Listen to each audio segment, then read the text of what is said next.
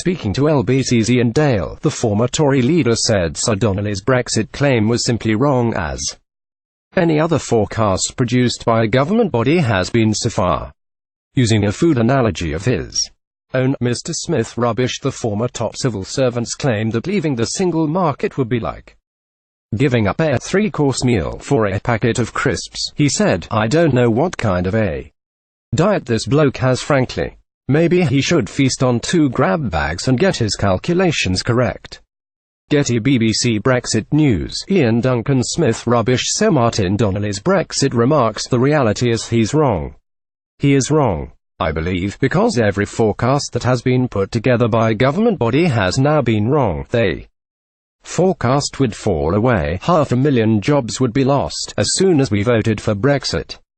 They forecast businesses would go down, would have a recession, instead of which we've grown. Exports are now at the highest levels, and it looks like the economy will be growing even faster than the forecasters said. If you want to tell me this man who was part of all that process is now telling us that all is doom and gloom, rather like Fraser from Dad's Army, well, the answer is ignore this. Maybe he should feast on 2 grab bags and get his calculations correct." Iain Duncan Smith. Every one of those predictions.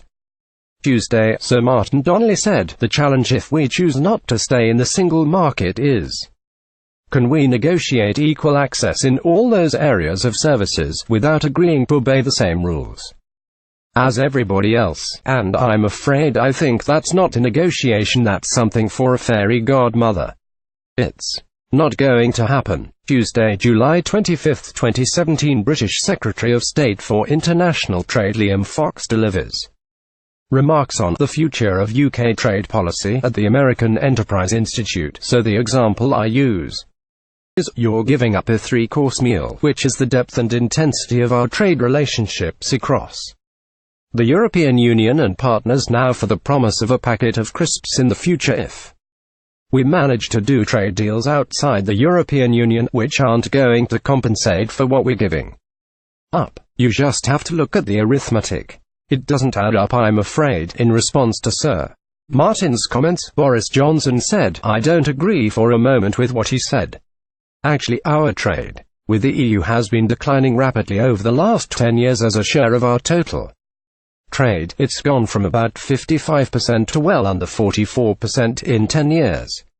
If you look at where the growth is since 2010, our growth in our exports with the EU has been about 10